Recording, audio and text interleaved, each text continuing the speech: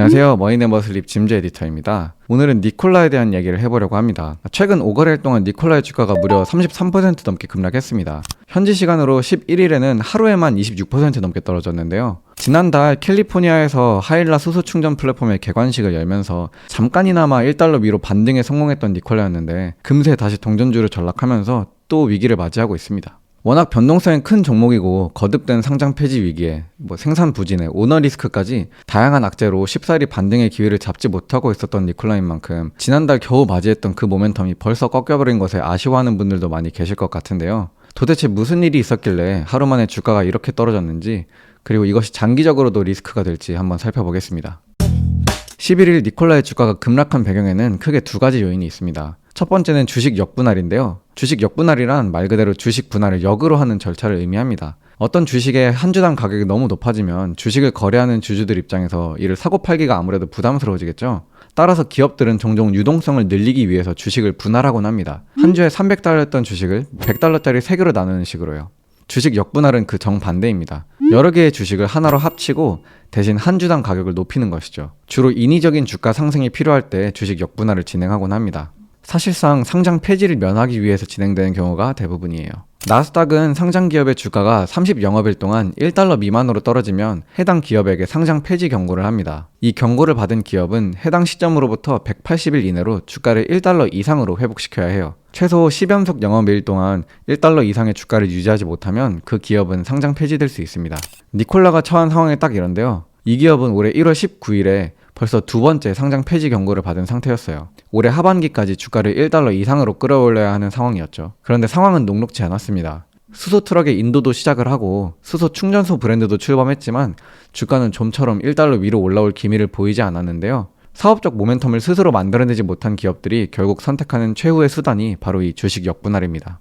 지금 화면에 보시는 프록시 원문을 보시게 되면은 니콜라는 현재 1대10에서 1대30의 비율로 주식 역분할을 추진하고 있습니다. 12일 마감가가 0.70달러였으니 주당 7달러에서 21달러 수준까지 주가를 높이려고 하는 셈입니다. 당연하지만 주식 역분할을 선택했다는 것 자체가 이미 악재입니다. 기업이 스스로 우리 능력으로는 주가를 1달러까지 끌어올리기 어렵다고 인정한 셈이니까요. 시장에서 나타나는 자연스러운 수요와 공급의 법칙이 아닌 다른 방법을 동원해야 하는 상황 자체가 기업에 대한 평가를 안 좋게 만들곤 합니다. 망해가는 기업의 마지막 발버둥처럼 인식되는 것이죠.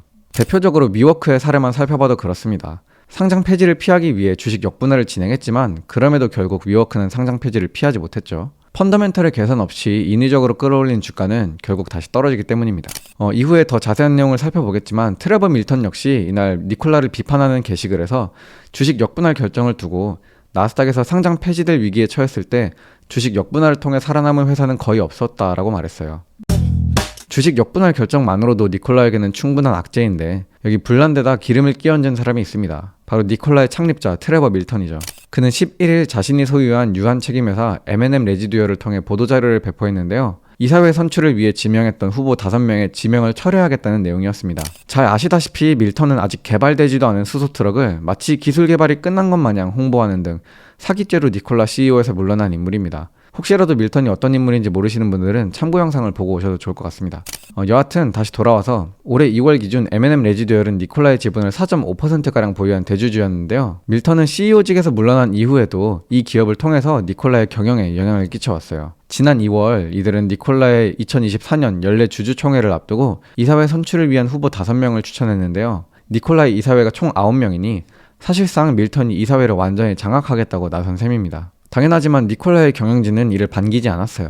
니콜라는 밀턴이 추천한 후보 5명 중 2명을 상대로 소송을 제기했습니다. 이사회 후보자가 상장 기업에 대한 경험이 부족하고 무공해 트럭 및 에너지 인프라 사업의 복잡성에 대해 이해하지 못하고 있기에 회사를 관리할 경험과 전문성이 부족하다고 비판했죠. 쉽게 말해 밀턴과 니콜라 간의 경영권 분쟁이 있었던 셈입니다. 니콜라의 현 이사회의 강력한 거부 반응에 밀턴은 11일 이사회 후보 지명을 철회하겠다는 보도자료를 낸 것인데요. 단순히 지명 철회만 한 것이 아니라 이 과정에서 니콜라를 공개적으로 비판하기까지 했습니다. 밀턴은 니콜라의 경영진과 일부 이사들의 잠재적 사기 행각에 대한 매우 우려스러운 정보를 입수하게 되었다고 주장했어요. 본인이 사기죄를 받은 사람인데 웃긴 주장이기도 합니다. 이와 더불어 약 4년 동안 스티브 거스키 CEO가 이끄는 이사회는 놀랍도록 지속적인 기업 가치의 하락, 실적 부진, 화재, 파트너십 붕괴, 주요 자산의 매각을 초래하면서 동시에 부채와 불필요한 소송을 감수해왔다고 아주 강도 높은 발언을 내놨는데요. 이 정도면 거의 완전히 척을 지자는 수준입니다. 밀턴은 보도자료뿐만 아니라 자신의 링크드인 게시글을 통해서도 공개적으로 거스키 CEO와 현 이사회를 비판했어요. 사기죄로 실형까지 선고받은 밀턴이지만 그래도 썩어도 준치라고, 그는 여전히 니콜라의 창립자로서 기업에 대한 영향력을 보유한 사람입니다. 이런 밀턴이 니콜라의 경영진을 저격하는 발언을 내놓자 주가도 크게 흔들리게 된 것이죠. 정말 한 치 앞도 내다보기 어려운 상황에 처한 니콜라입니다. 트럭 생산량은 좀처럼 늘지를 않고 적자는 계속되고 있죠. 어떻게든 반등의 모멘텀을 만들고 부지런히 앞으로 달려나가기만 해도 상장 폐지의 위기를 넘길 수 있을까 말까 하는 상황인데, 소송에다가 창립자의 공개적 비판까지, 악재가 이보다 더 겹칠 수도 없을 지경입니다. 니콜라가 지금의 위기를 잘 헤쳐나갈 수 있을지 지켜봐야겠습니다. 머니네버슬립 뉴스레터와 네이버 프리미엄 콘텐츠 지금 바로 구독해보세요.